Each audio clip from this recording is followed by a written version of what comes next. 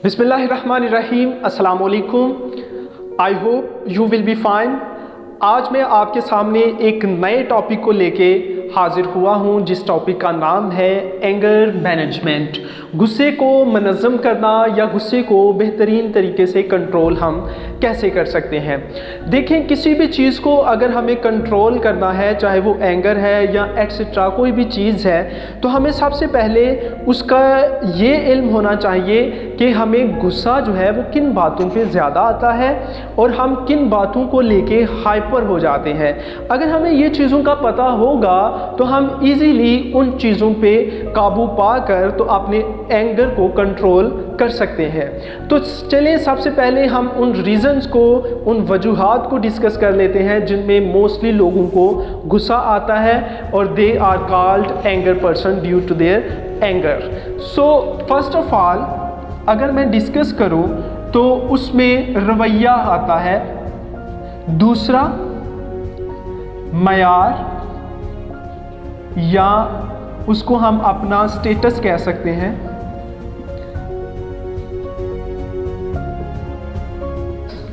ठीक है जी।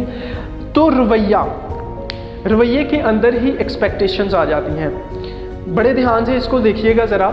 जैसे हम किसी भी शख्स के साथ बहुत अच्छा चल रहे हों और इन रिवर्स केस वो हमारे साथ अच्छा बर्ताव नहीं कर रहा, तो हम पता है क्या सोचते हैं, हम कहते हैं यार मैं इस बंदे के साथ इतना अच्छा चल रहा हूँ और ये बंदा इन केस मेरे साथ क्या कर रहा है। तो दिल करता है कि इस बंदे का बस चले तो मुंह तोड़ दें हम।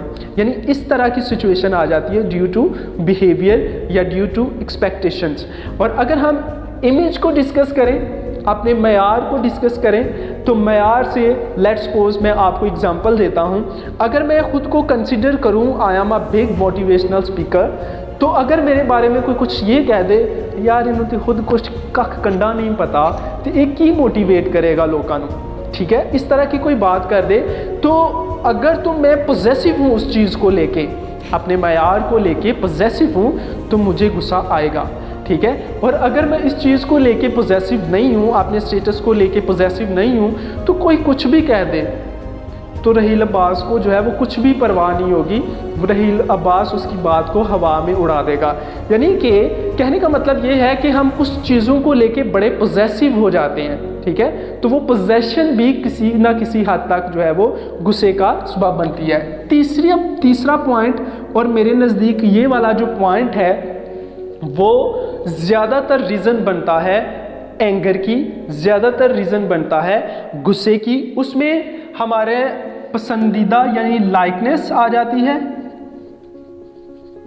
और डिसलाइकनेस आ जाती है। लाइकनेस एंड डिसलाइकनेस भी हमारे एंगर का किसी न किसी हद तक काफ़ी जो है वो सबब बन सकती है।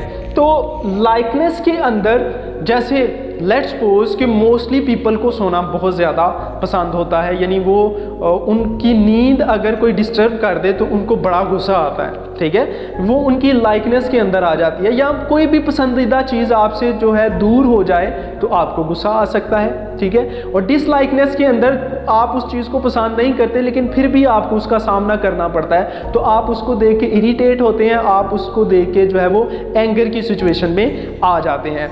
तो इन सारे पॉइंट्स को डिस्कस करने का मतलब ये है कि हमें ये पता होना चाहिए सबसे पहले कि हम किन बातों को लेके हाइपर हो सकते हैं। देखिए, ये ज़रूरी नहीं है कि जिन बातों पे गुस्सा रहील अब्बास को आता है उन्हीं बातों पे रशीद को, हमीद को या नज़ीर को भी आएगा, ठीक है। यानी कि हर एक को गुस्से आने की वजह जो है, हर एक का जो गुस्सा है वो मुख्तलिफ रीज़न्स के ऊपर हो सकता है, ठीक है। ये ज़रूरी नहीं है कि जिस बात पे मुझे गुस्सा आता है वो आप व्यूअर्स को भी उस बात पे गुस्सा आता होगा। So first of all you have to point out that summary that cause your anger, so then you will be able to control that anger.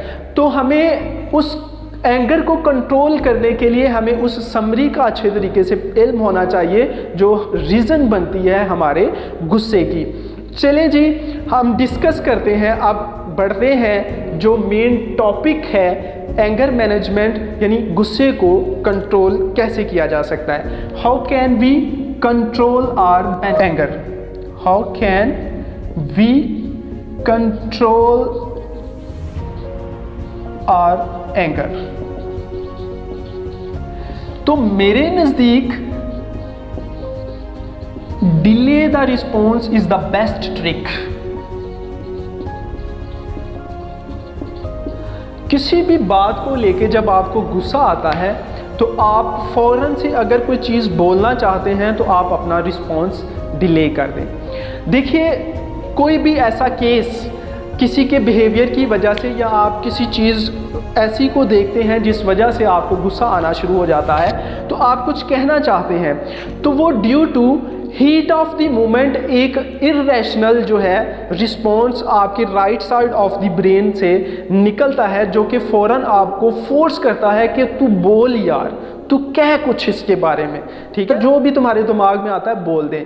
तो अगर आप डिले द रिस्पॉन्स करते हैं, आप रिस्पॉन्स फ़ौरन एट वंस नहीं करते, तो उसी दौरान कुछ लम्हे के बाद आपकी left side of the brain से एक रैशनल रिस्पॉन्स आता है, जो कि आपको ये गाइड करता है कि आप ऐसा ना बोलें, और कुछ देर के बाद may be situation will be different. कुछ लम्हे के बाद सिचुएशन जो है वो डिफरेंट हो सकती है। इस चीज़ को हम नाम देते हैं delay the response. Delay the response को अगर मैं समझा नहीं सका आपको अच्छे तरीके से, तो चलिए एक एग्जांपल से डिस्कस करते हैं डिले द रिस्पॉन्स क्या है। डिले द रिस्पॉन्स से रिलेटेड एक एग्जांपल मेरे नज़दीक जो मेरे से हो चुकी है वही मैं आपको जो है इसके हवाले से बताऊंगा। एक दफ़ा मेरे पास एक लेडी आई, उसका एक बच्चा था जो कि 9th क्लास में शायद पढ़ता था, या अब एग्जैक्ट क्लास मेरे ज़हन में नहीं है, ठीक है। तो उस बच्चे की जो कंडीशन थी वो इतनी पुअर थी कि वो अपना इवन के नेम भी प्रॉपर तरीके से राइट आउट नहीं था कर सकता। तो उस लेडी ने मुझे कहा, सर फ़ी की आपने टेंशन नहीं लेनी, फ़ी आप जितनी डिमांड करेंगे मैं आपको फ़ी पे करूँगी, लेकिन ये मेरा बच्चा किसी ना किसी हद तक जो है वो चलना चाहिए। मैंने उसको कहा कि फ़ी की आप भी टेंशन ना ले, फ़ी की बाद में देखी जाएगी, लेकिन ये है कि पहले मैं इसको चेकआउट करूँगा कि क्या ये वाकई में मेरे पास चल सकता है या नहीं चल सकता। खैर मैं उसको एडमिट कर लिया अपनी एकेडमी के अंदर।